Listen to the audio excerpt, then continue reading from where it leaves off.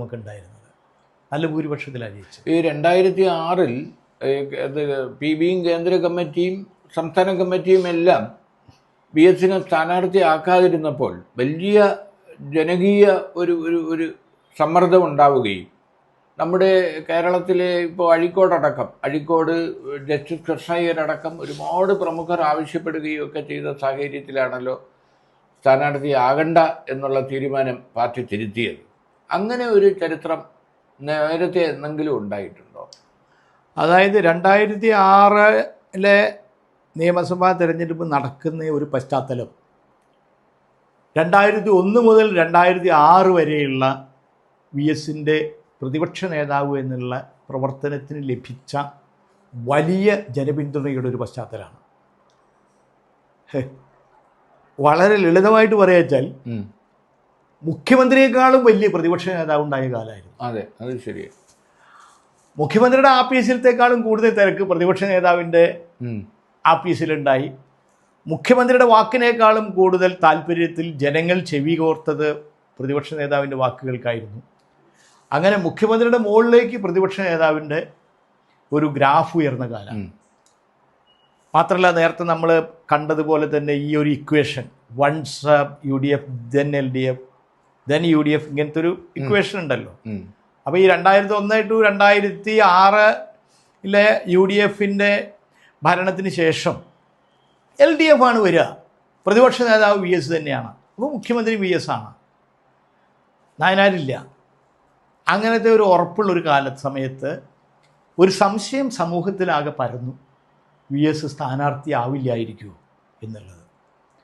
അപ്പോൾ VS സ്ഥാനാർത്ഥിയാവണം എന്നുള്ള നിലയ്ക്ക് ചില ആവശ്യങ്ങളും പ്രകടനങ്ങളും ഒക്കെ ജനങ്ങൾ തന്നെ ആവശ്യപ്പെട്ടു. പക്ഷേ പോളിറ്റ് ബ്യൂറോ മെമ്പറാണ് അപ്പോൾ VS. പോളിറ്റ് ബ്യൂറോ മെമ്പർമാരുടെ കാര്യം തീരുമാനിക്കേണ്ടത് PB ആണ്.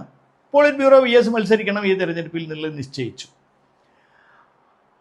അങ്ങനത്തെ ഒരു ചെറിയൊരു അനിശ്ചിതത്വ ആളുകളുടെ ഇടയിൽ ചെറിയൊരു ആശയക്കുഴപ്പം ഉണ്ടായി.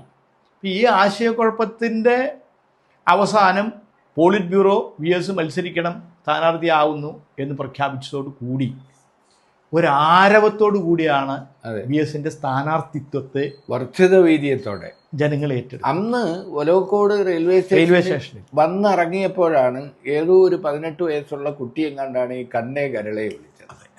അപ്പോൾ ഈ കണ്ണേ കരളെ പാർട്ടി മുദ്രാവാക്യമല്ല.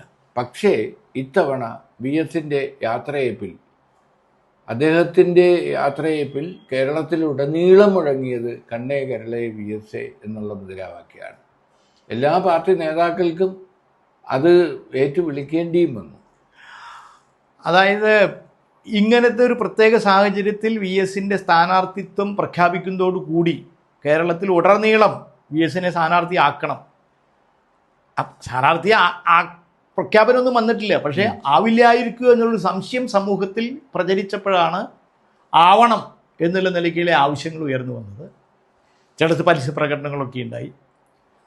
ആ ഒരു പ്രത്യേക അന്തരീക്ഷത്തിൽ VSൻ്റെ സ്ഥാനാർത്ഥിത്വം വന്നപ്പോൾ ഒരു ആരവമായിരുന്നു കേരളത്തിൽ, ആ മണ്ഡലത്തിലല്ല കേരളം ആകെ. അതെ, ഇങ്ങനെ ഒരു മണ്ഡലത്തിലെ സ്ഥാനാർത്ഥിയെ പ്രഖ്യാപിക്കുമ്പോൾ കേരളം ആകെ ഒരു ആരവത്തോടു കൂടി ഏറ്റെടുത്തതായിരുന്നു. മലമ്പുഴയിൽ സമയം കുറച്ചേ ഉണ്ടായിരുന്നു. അതെ, എന്നിട്ട് VS ഇവിടെ പാലക്കാട്ടേക്ക് സ്ഥാനാർത്ഥിയായിട്ട് പാലക്കാട്ടേക്ക് ആദ്യം ട്രെയിനിൽ വന്നപ്പോൾ ഒലവക്കോട് വലിയ സ്വീകരണം കൊടുത്തു. അത് നിങ്ങൾ പറഞ്ഞ പോലെ തന്നെ അവിടെ നിന്നാണ് ആദ്യം, അത് തീവണ്ടികൾ സമയം തെറ്റിപ്പോയി, ഈ ജനക്കൂട്ടത്തെ നിയന്ത്രിക്കാൻ പറ്റാതെ റെയിൽവേ സ്റ്റേഷനിൽ വന്നിട്ട് ഒലവക്കോട് ജംഗ്ഷൻ വരെ വന്നു. എന്നിട്ട് പല തീവണ്ടിയുടെയും സമയം തെറ്റിപ്പോയി, അവിടെ പിടിച്ചിടേണ്ടി വന്നു. ഇത്രയും വലിയ ജനക്കൂട്ടായിരുന്നു.